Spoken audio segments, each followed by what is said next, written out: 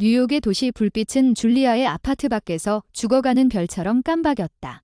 휴대폰 화면에는 그의 마지막 메시지가 빛나고 있었다. 잠깐 거리를 두자. 줄리아의 손이 떨렸다. 가슴이 타올랐다. 거리라니.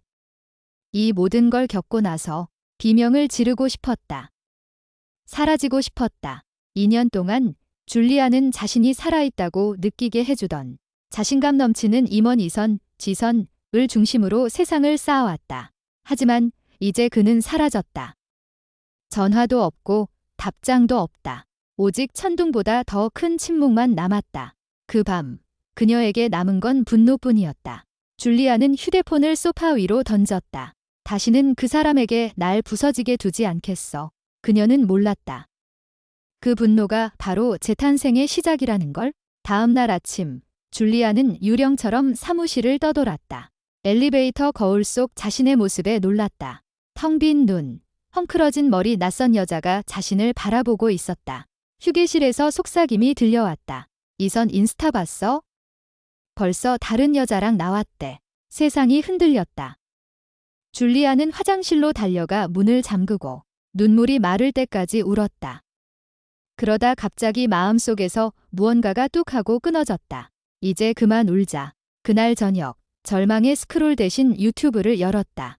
알고리즘이 멜 로빈스, 멜 라번즈의 영상을 띄웠다. 그를 중독시키는 3가지 여성적 습관. 비웃으려던 순간 멜의 목소리가 그녀를 멈추게 했다. 쫓는다고 이기는 게 아니야. 되는 사람이 되어야 해. 내 가치를 기억해. 줄리아는 얼어붙은 듯 앉아 있었다. 눈물은 결심으로 변했다. 그는 내 이야기가 아니야. 너 자신이 이야기야. 그날 밤, 줄리아는 이선의 사진을 지우고 그의 프로필을 음소거하고 새 페이지에 이렇게 썼다. 아퍼레이션 리버스 부활 작전. 몇 주가 흘렀다. 줄리아는 조용히 변했다.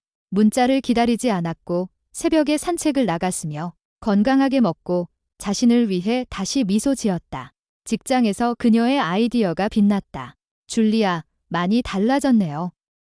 얼굴이 빛나요? 상사가 말했다. 밤은 그녀의 성소가 되었다. 침묵, 기도, 규율, 그리고 그녀만의 주문.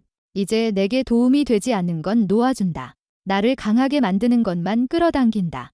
고통은 연료가 되었다. 사람들이 물었다. 어떻게 이렇게 평온할 수 있나요? 줄리아는 미소 지었다. 이미 나를 잊은 사람에게 기억되려고 애쓰는 걸 멈췄어요. 2달 뒤, 회사 로비에서 이선을 마주쳤다. 그는 예전보다 작아 보였고 어색했다. 줄리아. 달라졌네. 사람은 변하죠. 그녀가 답했다. 그가 머뭇거렸다. 우리 다시 얘기할 수 있을까? 예전의 줄리아였다면 녹아내렸을 것이다. 하지만 지금의 줄리아는 미소 지었다. 그럴 필요 없어요. 그리고 걸어 나갔다. 그날 밤, 한때 그녀를 조롱하던 뉴욕의 불빛들이 이제는 축복처럼 느껴졌다. 그녀는 부활작전 달에에 이렇게 썼다. 이야기는 계속된다. 이제 내가 작가다. 치유는 시끄럽지 않다는 걸 깨달았다. 그건 자신을 다시 만나는 고요함 속의 순간이었다. 이선은 한 챕터였을 뿐 결말은 아니었다. 가장 큰 복수는 복수가 아니라 평화였다.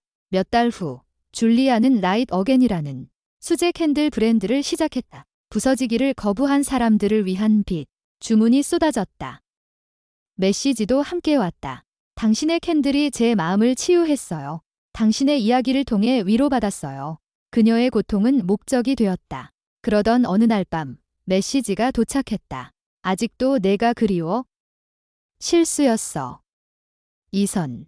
줄리아는 한 번 보고 휴대폰을 잠그며 속삭였다. 완성되지 않은 이야기가 더 아름다울 때도 있어? 밖에서는 뉴욕의 불빛이 축복처럼 반짝였다. 가장 어두운 장도 결국 새벽으로 끝난다는 듯. 그리고 그녀는 속삭였다. 그에게가 아니라 자신에게. 잘했어, 줄리아. 정말 잘했어. 이 메시지가 당신의 마음에 닿았다면 잠시 시간을 내어 좋아요, 댓글, 그리고 구독을 눌러주세요. 서로에게 계속 상기시켜요. 성장은 우리가 포기하지 않겠다고 결심하는 순간부터 시작된다는 것을. 당신은 혼자가 아닙니다. 당신은 NPUSA의 일원이에요.